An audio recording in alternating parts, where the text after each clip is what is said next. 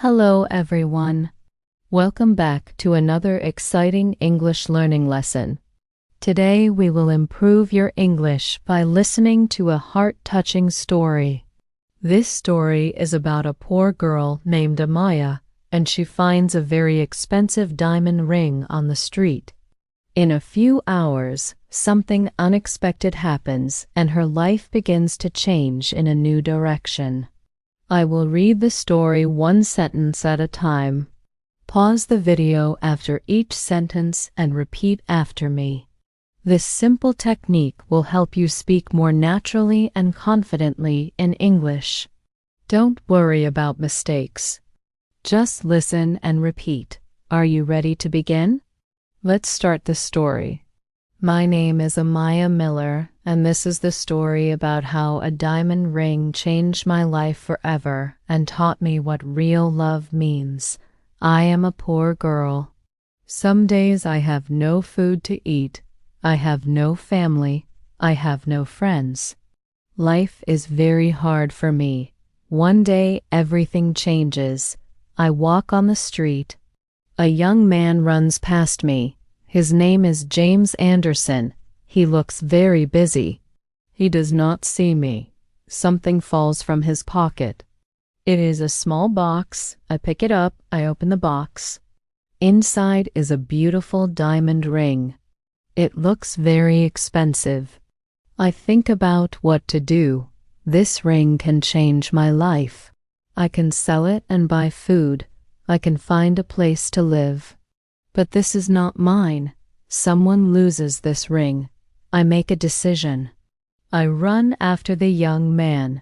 Many people walk on the street.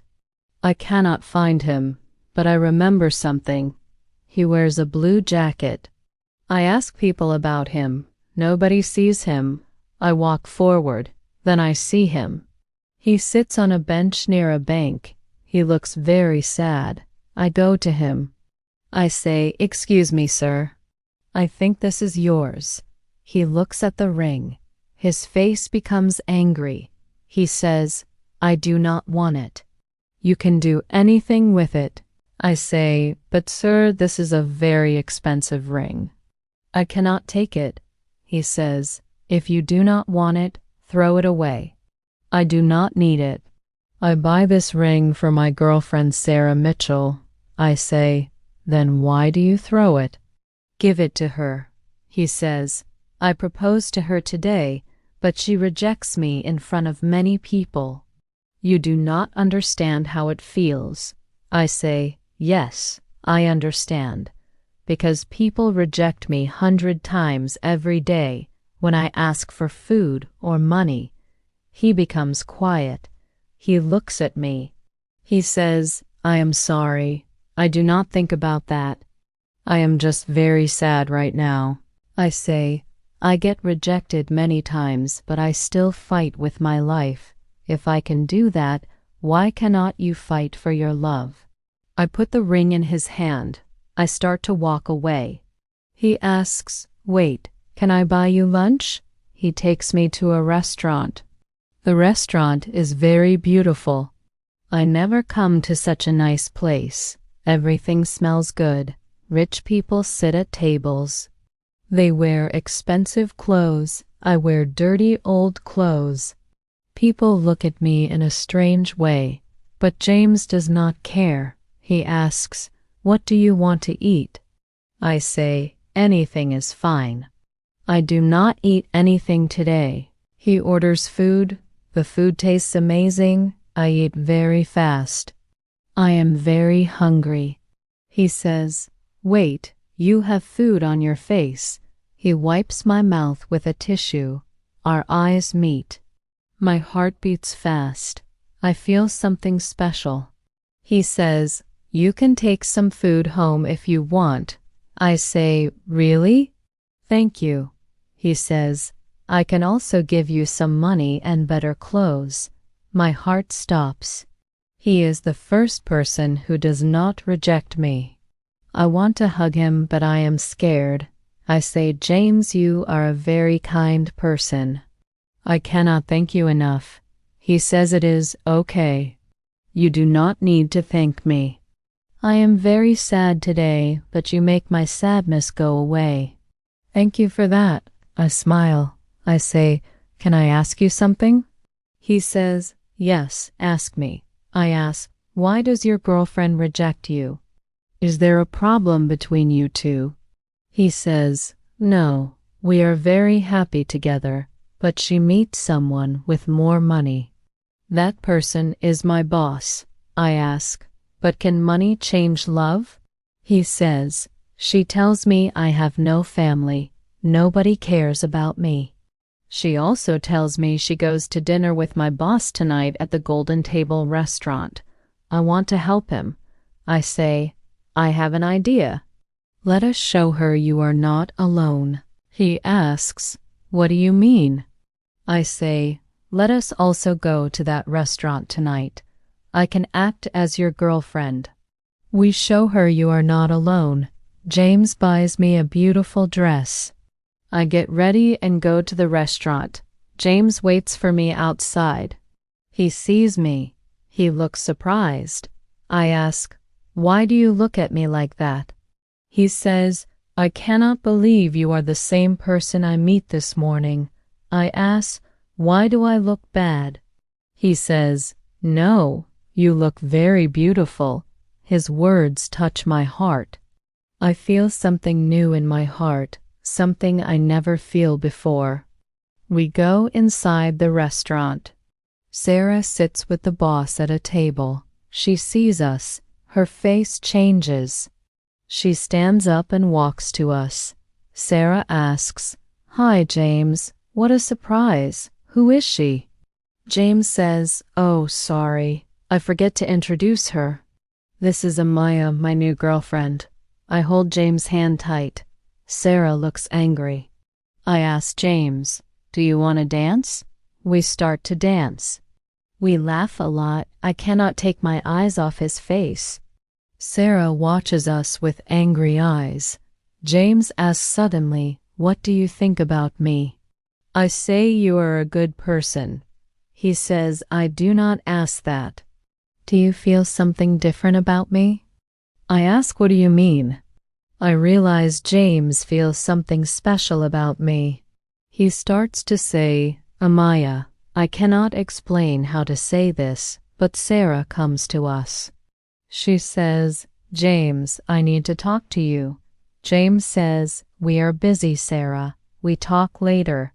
She says, I need to talk now. You want to marry me? I know you have feelings for me, James thinks. He says, okay, but only for a minute. Let us go. They walk away together. My heart feels very sad. I need to wake up from this dream. This is just a few hours, but I see many dreams about us in my mind. This is my mistake. I need to understand. We never match. We are too different. I decide to leave, but then James' boss comes to me. He looks at me in a strange way. He says, come with me. I give you any amount of money you want. I say, I do not want money. Stay away from me. He grabs my arm very tight. My arm hurts. He says, tell me how much you want. I say I do not want this. He says, listen, everything has a price. You see, Sarah, she wants to marry James, but my money brings her to me. I do not need Sarah now. You come with me. He tries to pull me. Then James comes. James pushes the boss away. James asks, what are you doing? The boss falls on the floor. He stands up. He says, James, I fire you. James says, I do not care about your job. I find something more valuable than that. The boss and Sarah leave. James asks me, are you okay? I say, yes, thank you. James says, I'm sorry. I leave you alone. I say, it is okay. I go now. He says, wait, let me say what I want to say. Before I ask, what do you want to say? James says, Amaya, In the time I spend with you today, I fall in love with you. I say, James, I am a girl with no home. Do we match? He says, no, Amaya, you teach me what real love means. Wait, I have something for you. He takes out the small box. It is the same ring. He says, you say this does not belong to you, but this really belongs to you. He puts the ring on my finger. He looks into my eyes. He asks, will you marry me? Tears come to my eyes. I say, yes, yes, I will. He kisses me softly. He says, now I understand why I buy this ring. This is how I meet my future husband. A diamond ring brings us together. But it is not the ring that changes my life. It is the love we find in each other. Now I understand. Real love does not need money. Real love needs only an honest heart. Continued story. The days that followed James's proposal were like a beautiful dream I never wanted to end. Yet, they were also filled with the very real challenges of bridging our two worlds. James insisted I move out of the cramped, damp shelter I called home and into his spacious apartment. The first night there, I couldn't sleep. The bed was too soft, the silence too complete. I missed the familiar, gritty sounds of the street. He found me sitting by the large window, staring at the city lights. It's too quiet, I whispered. Instead of dismissing my feeling, he simply brought blankets and pillows to the floor, and we slept there, talking until dawn. It was our first lesson in building a new life, not by erasing the past, but by weaving our experiences together. We decided to have a simple wedding. James's family, having passed away years ago, left him with wealth but no close relatives. On my side, I had no one. Or so I thought. I invited the people from my old neighborhood, the elderly shopkeeper who sometimes gave me stale bread, the kind woman at the laundromat who let me wash my clothes for free, and even other struggling souls I'd shared park benches with. James welcomed them all without a second thought. On our wedding day, the small church was filled with a patchwork of people in donated suits and second-hand dresses, sitting beside James's well-dressed colleagues and acquaintances. It was a perfect, honest reflection of our union. Married life was a journey of mutual discovery. James taught me about stability, about planning for a future I never dared to imagine. I taught him about resilience, about finding joy in small victories, and about seeing the people society often overlooks. He sold his shares in the company where his former boss still presided and started his own investment firm with a clear charter to support ethical businesses and community projects. My role evolved naturally. Having known hunger and cold intimately, I began managing a charitable foundation he established in our name, the Amaya and James Foundation, focused on homelessness and hunger. One afternoon, about a year after we married, I was visiting a new shelter we funded when I saw a young girl, maybe 16, huddled in a corner. Her eyes, wide with a mixture of fear and defiance, mirrored my own from not so long ago. Her name was Lila. I sat with her, not as a benefactor, but as someone who understood the taste of discarded food. I told her my story, the ring, the rejection, the kind man, the improbable love. The most expensive thing you can ever own, I told her, is your own integrity. It's the one currency no one can take from you. We got Lila into a program, helped her finish school. She became like a little sister to me. a living reminder of where I came from. Meanwhile, Sarah and James's former boss, Mr. Thorne, re-entered our lives indirectly. Their relationship, built on the shifting sands of financial gain, had crumbled.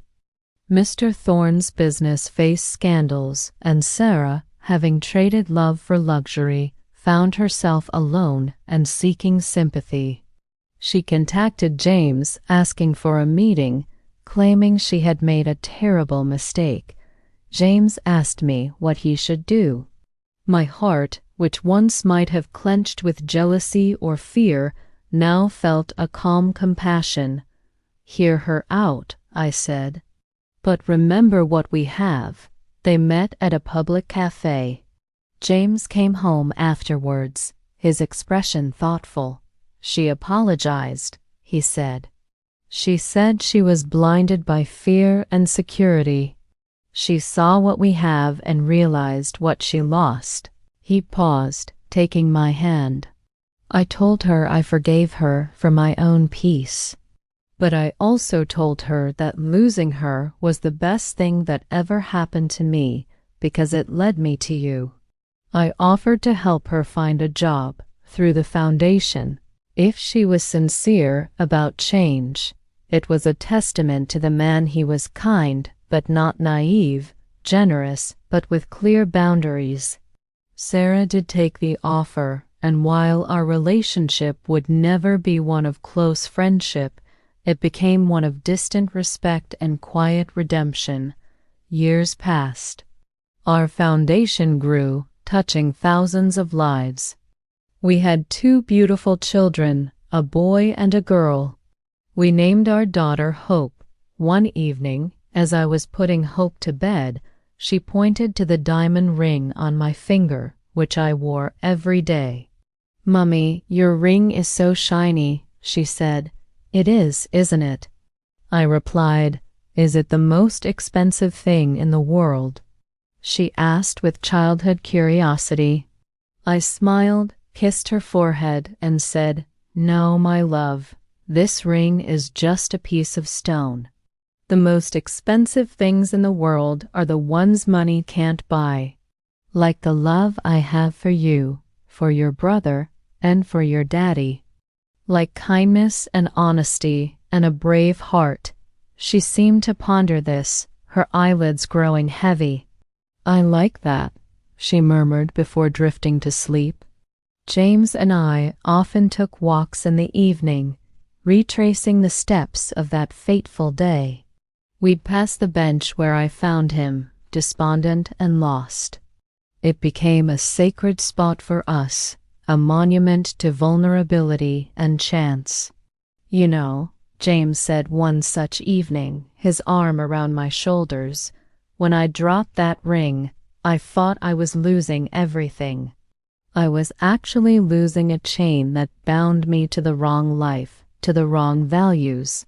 And I said, leaning into him, "when I picked it up, I thought I was holding a solution to all my problems. I was actually holding a key to a door I never knew existed." Our story spread, becoming a modern fable of sorts in our city. People sometimes stopped us, asking if the tale of the diamond ring was true. We always confirmed it, but James would always add, "Remember, the ring was just the plot device." The story is really about 2 people choosing honesty over comfort and kindness over pride. On our 10th wedding anniversary, James surprised me. He took me back to the Golden Table restaurant. It was still opulent, still filled with the clink of fine crystal. But this time, I didn't feel like an imposter. I felt like myself, a Maya Miller Anderson, loved and secure. After dessert, the maître d' brought over a small familiar velvet box. My heart skipped a beat. James opened it. Inside wasn't a new, bigger diamond. It was the same ring, now nestled beside a simple polished band of palladium.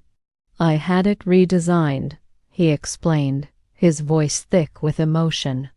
The diamond is the same, but I set it between our two wedding bands, fused together forever, to remind us that our love is what gives this stone its true value, and to remind us that our journey, yours and mine, are now inseparable.